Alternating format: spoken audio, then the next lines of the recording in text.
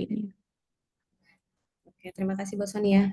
Bu Dia, jadi mohon dibantu ya Bu Dia ya untuk nge-record. Oke.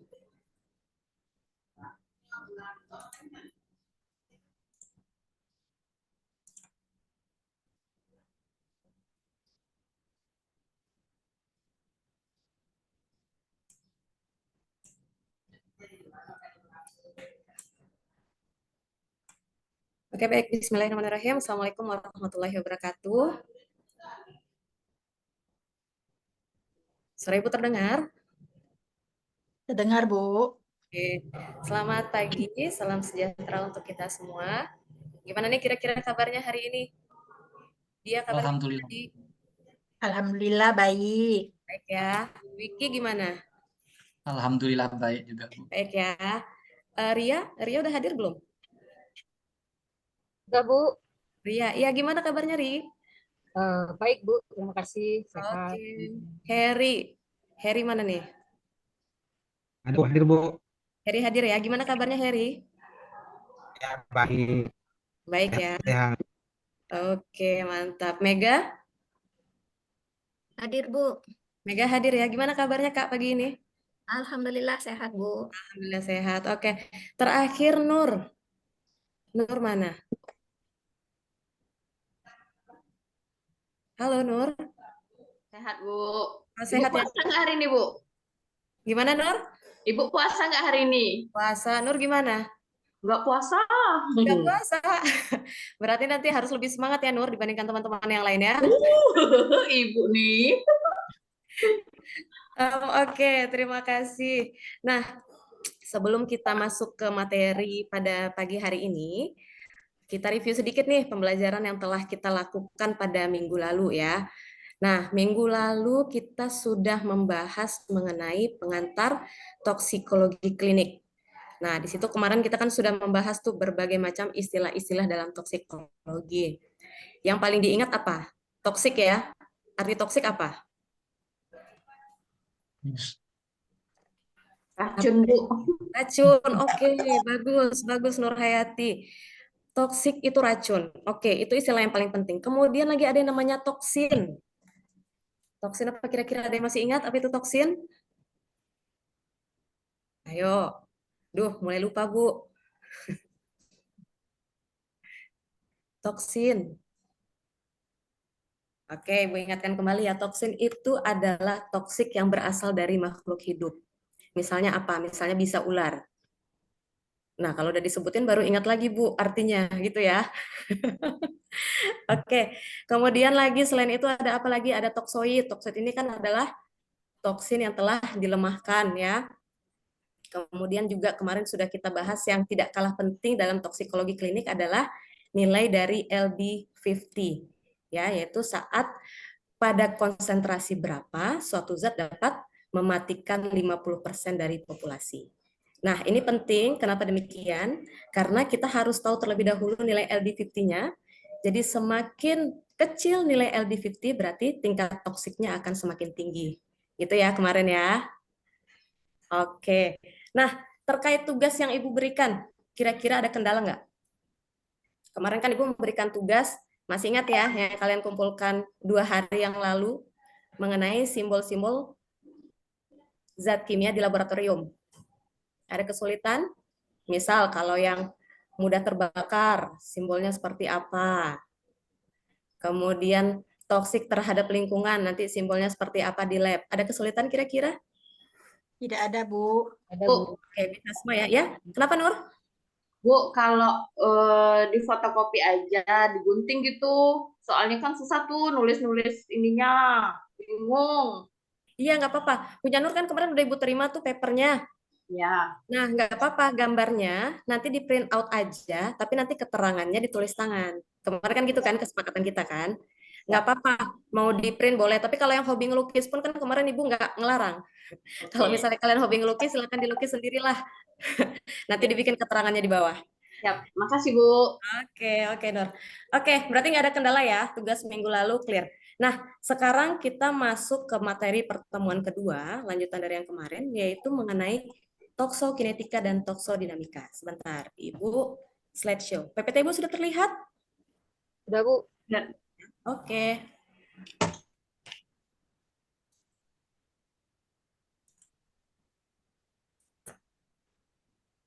Oke, ini ya. Jadi, untuk materi toksokinetika dan toksodinamika ini akan kita bahas di pertemuan 2 dan nanti kita lanjutkan di pertemuan 3. Jadi untuk pertemuan 2 ini kita bahas terlebih dahulu mengenai toksokinetika, kemudian nanti minggu depan akan kita bahas mengenai toksodinamika. Nah, lalu apa kira-kira perbedaan dari toksokinetika dan toksodinamika ini? Oke, ini ya. Jadi, nanti paparan bahan kimia yang masuk ke dalam tubuh itu akan menimbulkan berbagai macam efek atau dampak.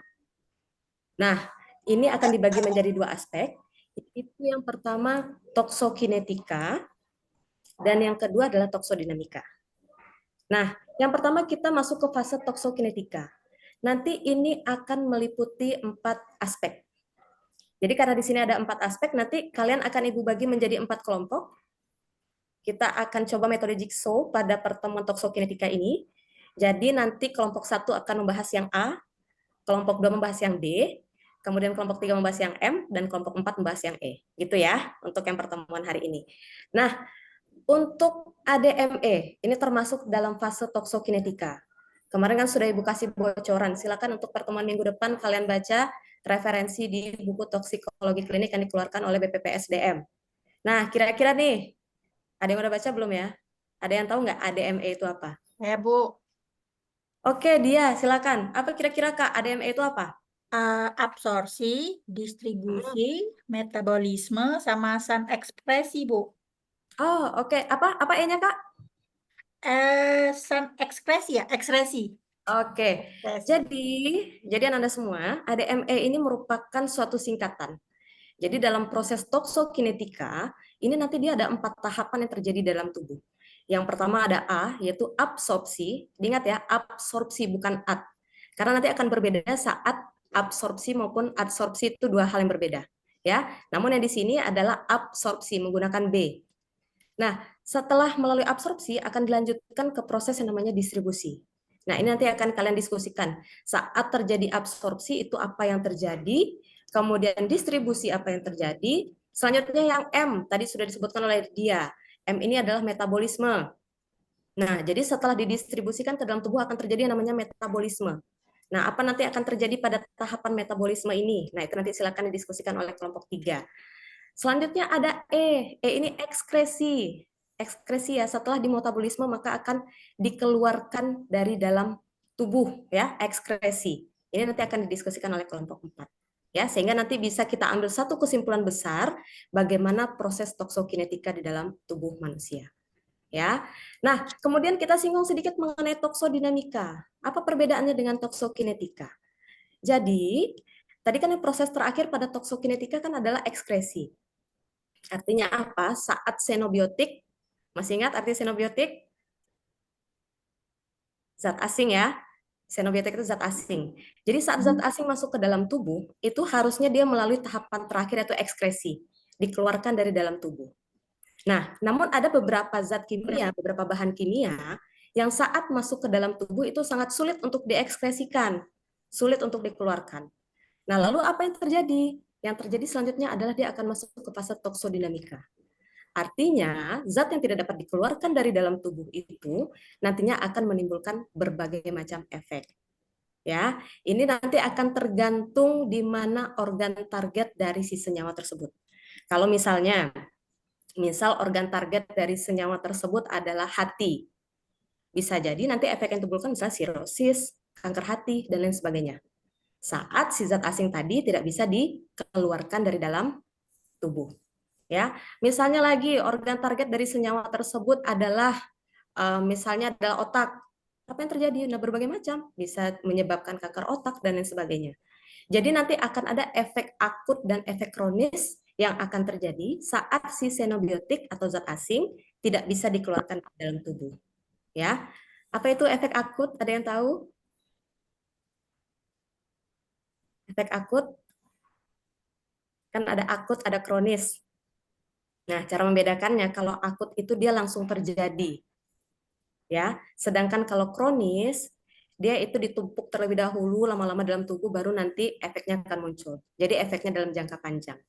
Gitu ya membedakannya. Kalau akut segera, kalau kronis itu tertunda. Ya, oke. Nah, ini kira-kira bagannya mengenai toksokinetika dan toksodinamika tadi. Jadi ini toksokinetika. Jadi saat terjadi paparan, ini tadi si xenobiotik ya, zat asing masuk ke dalam tubuh, maka nanti akan terjadi yang namanya 4 proses tadi. Ada absorpsi, distribusi. Nah, biotransformasi ini adalah nama lain dari metabolisme tadi ya, yang ADME tadi. Kemudian baru terjadi eliminasi atau ekskresi. Nah, ini nanti dia akan menuju senyawa target, di mana organnya. Nah, kemudian saat dia tidak dapat diekskresikan dari dalam tubuh, inilah nanti akan menimbulkan efek toksik. Ya, di sini terjadi proses toksodinamika. Jadi di sini nanti misalnya akan terjadi ikatan dengan protein, kemudian akan terjadi perubahan seluler, sehingga nanti inilah yang akan menimbulkan efek toksiknya. Oke, kita bahas satu persatu. Toksokinetika. Jadi tadi ada berapa tahap dalam toksokinetika? Ada berapa yang paling awal tadi? 4, Bu. Oke, ada 4. Ada yang ADME tadi ya. Oke, yang 4 tersebut, nah ini, untuk toksokinetika, jadi yang pertama kali akan kita bahas nanti ada mengenai pengantar toksokinetika. Kemudian yang kedua kita bahas mengenai fase eksposisi atau saat terjadi paparan. Dan yang terakhir adalah bagaimana fase dari toksokinetika tersebut. Nah, ini tadi ya. Ini tadi rangkumannya untuk pengantar toksokinetika. Kita lihat. Nah, jadi pada fase eksposisi, kita lihat dulu bagian kiri. Nah, untuk fase eksposisi ini, yang pertama yang terjadi adalah adanya paparan, ya, atau terjadi kontak dengan si xenobiotik zat asing. Nah, zat asing ini pun masuk ke dalam tubuh bisa melalui berbagai jalur. Ada secara oral. Kalau oral biasanya melalui mulut ya. Kemudian ada secara inhalasi. Kalau inhalasi melalui apa kira-kira? Inhalasi. Dari Hidung kata-katanya. Hidung bukan? Oke, dari saluran pernafasan. Hebat Dwiki. Melalui saluran pernafasan. Kemudian nanti dan jalur lainnya ya. Nah, jadi saat terjadi paparan dengan zat asing, dengan xenobiotik, maka dia nanti akan masuk ke fase toksokinetika. Ini tadi ya yang ada 4 tadi. Ada absorpsi, kemudian ada distribusi, metabolisme, dan ekskresi. Nah, seyogyanya zat asing tadi bisa dikeluarkan dari dalam tubuh. Namun, saat dia tidak bisa dikeluarkan dari dalam tubuh, inilah dia dilanjutkan dengan fase toksodinamika. Ya, sehingga pada fase toksodinamika ini akan timbul namanya efek farmakologi. Nah, ini ada efek klinis, ada efek toksik. Ya, kira-kira perbedaannya apa nih? Efek klinis, efek toksik. Ada yang tahu? Efek klinis. Nah, efek klinis ini biasanya efek samping, lebih ke efek samping. Jadi kayak misalnya kita mengkonsumsi misalnya parastamol. Ya, misalnya harusnya dosis kita 5 mg.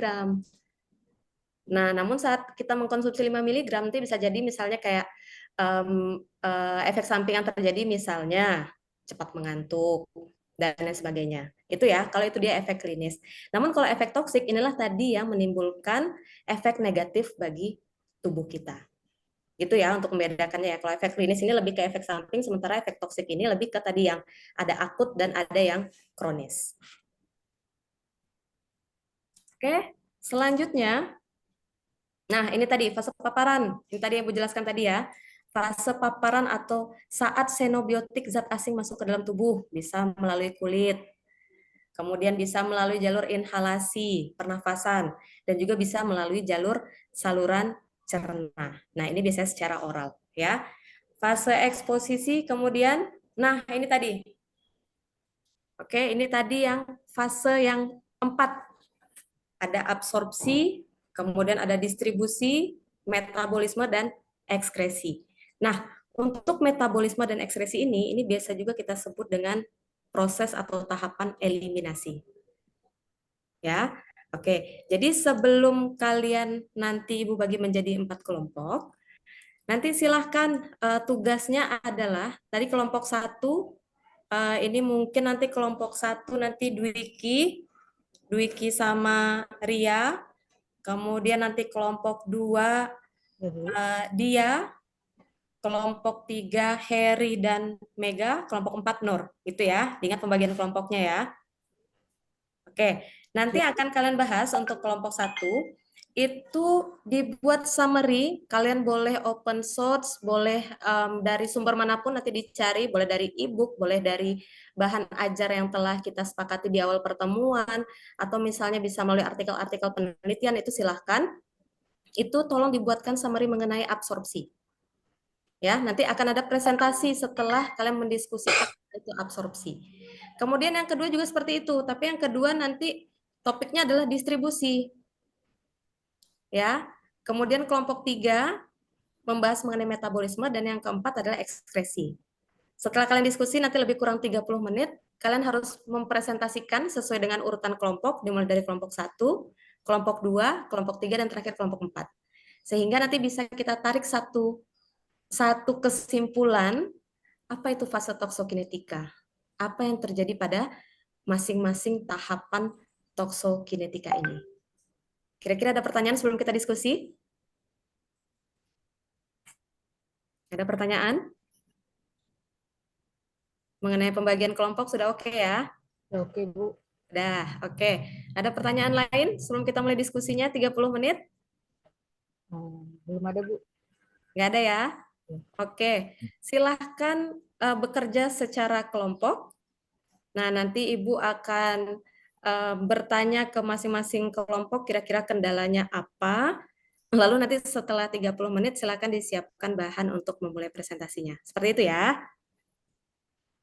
Oke, silakan. Boleh digunakan handphonenya atau boleh mencari e-book, mencari artikel-artikel penelitian yang terkait. Silakan. Yang penting nanti setiap kelompok mendapatkan apa sih itu absorpsi, kemudian apa sih itu distribusi, dan seterusnya. Gitu ya. Oke, dimulai dari sekarang. Oke, siap, Bu.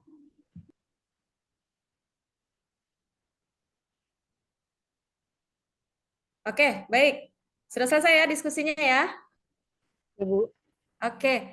Nah, untuk yang kelompok 1, absorpsi.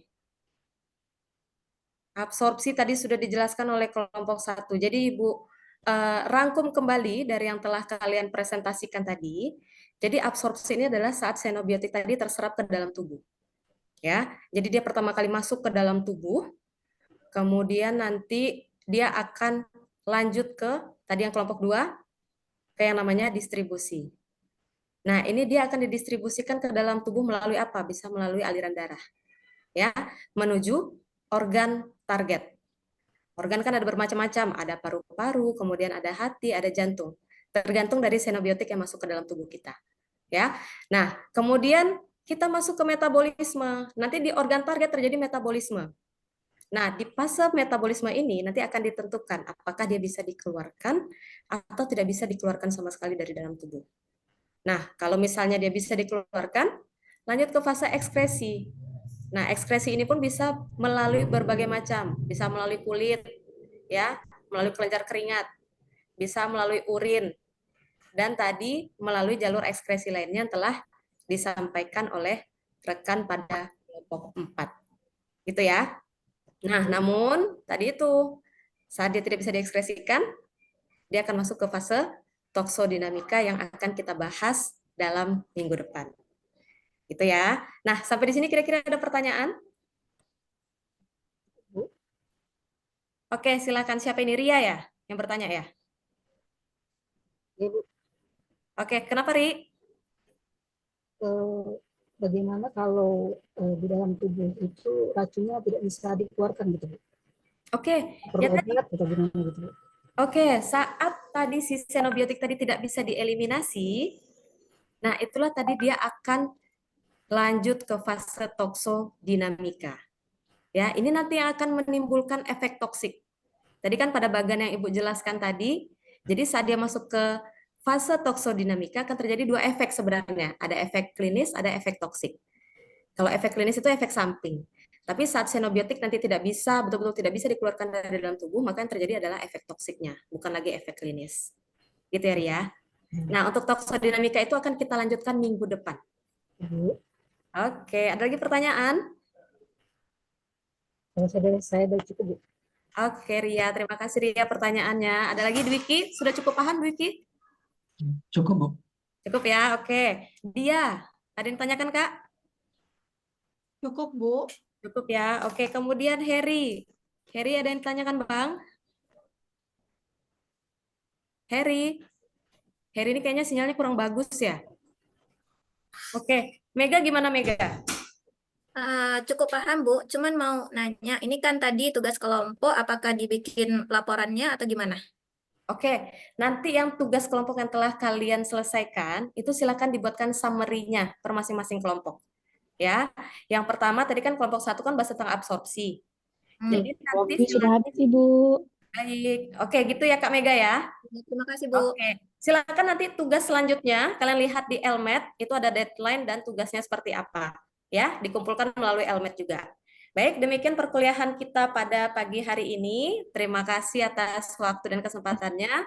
Selamat pagi, salam sehat untuk kita semua. Assalamualaikum warahmatullahi wabarakatuh. Waalaikumsalam warahmatullahi wabarakatuh. Waalaikumsalam warahmatullahi wabarakatuh. Waalaikumsalam warahmatullahi wabarakatuh.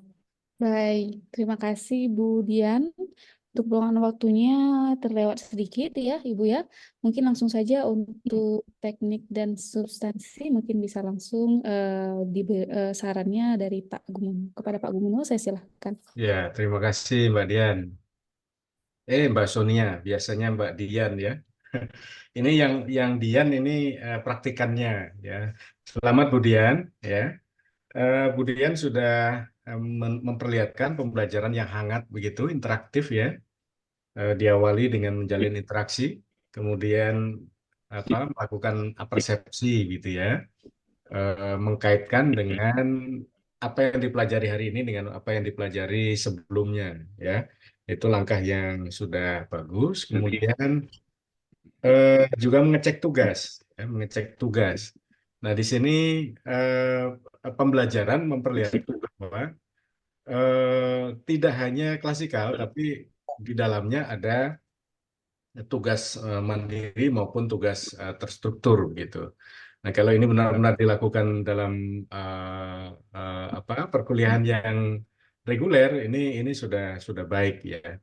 Apalagi seperti yang sudah kita bahas ya dalam Permendikbud nomor 53 itu, kalau dulu perkuliahan itu dibatasi dalam arti kalau satu SKS itu minimal ada pertemuan 50 menit gitu ya.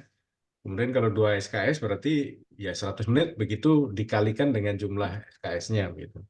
Nah, pada era Merdeka Belajar seperti saat ini, di mana ubiquitous, anak-anak peserta didik itu bisa belajar dari manapun, komposisi waktu ini betul-betul diserahkan pada kita, pada dosen. Jadi apa yang diperlihatkan Pak Dian, ya Bu Dian, mudah-mudahan ini sudah mencerminkan itu. Artinya dipahami adalah bahwa proses belajar itu bukan hanya di dalam kelas gitu ya, tapi ada tugas-tugas terstruktur dan atau tugas mandiri gitu.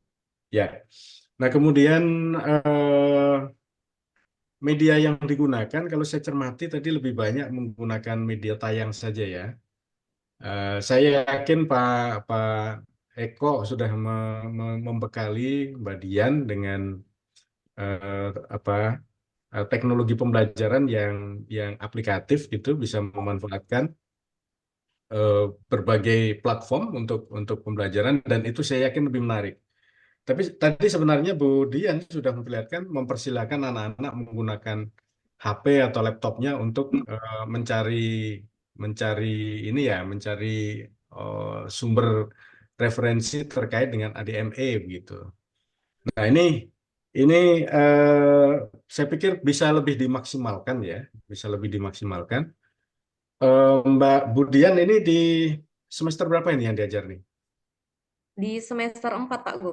Oh, semester 4 ya. Oke. Prodinya keperawatan atau? Prodinya teknologi laboratorium medis, Pak, analisis Oh, kesehatan. analisis kesehatan. Oke. Nah, itu saya pikir pemanfaatan teknologi itu sangat penting ya, sangat penting. Misalnya bisa mencari apakah video model atau video-video yang praktik baik dan praktik tidak baik gitu ya. Jadi kalau apa materi yang disajikan tadi apa toksikologi ya? Mata kuliahnya toksikologi klinik, Pak. Toksikologi klinik. Nah, itu bisa diberikan pemahaman kepada mahasiswa ya jika dikelola kalau terjadi sesuatu yang baik ya dikelola dengan baik efeknya apa kalau proses ADME itu tidak baik apa yang terjadi gitu itu jadi bukan hanya verbal tapi bisa diberi contoh mungkin contoh-contoh yang ekstrim nggak apa-apa gitu ya misalnya terjadi gangguan kesehatan yang akut karena proses eliminasinya kalau saya tidak salah memahami tadi yang 2 langkah terakhir gitu ya itu tidak berjalan normal apa yang terjadi ini contoh yang paling jelek seperti apa dan yang baik seperti apa. Nah, itu bisa memanfaatkan teknologi yang saat ini sudah sangat melimpah di lingkungan kita. Lalu berikutnya sudah bagus pembelajaran berpusat pada mahasiswa begitu.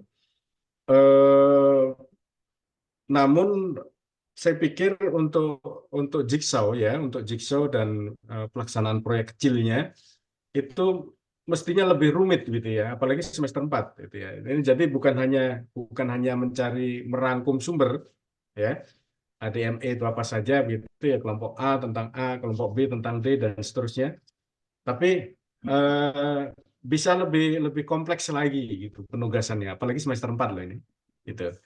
Saya yakin Pak Lutfi sudah memberi arah untuk project based learning dan atau pembelajaran yang berbasis kelompok begitu ya. Bisa problem based learning atau apapun gitu. Kemudian saya senang karena Mbak Dian interaktif dan untuk mengukur ketercapaian CP itu tampak tadi misalnya dengan rajin bertanya tentang pemahaman peserta didik atau mahasiswa terkait dengan materi gitu. Jadi saya asumsikan 3 bentuk asesmen ya, asesmen as learning, asesmen for learning, asesmen of learning-nya sudah berjalan gitu. Ya, kenapa kok saya asumsikan? Karena waktunya hanya 20 menit. Waktunya hanya 20 menit, sementara mahasiswanya semua berpikir sendiri-sendiri, tidak fokus ke Mbak Dian. Jadi jika sudah dikelola dengan baik seperti ini, insya Allah nanti saya yakin prakteknya akan baik. Selamat untuk Bu Dian, mudah-mudahan mahasiswa di Poltekkes Kemenkes Medan itu nanti akan mendapat manfaat dari hasil dari proses ini. Terima kasih, demikian Mbak Sonia.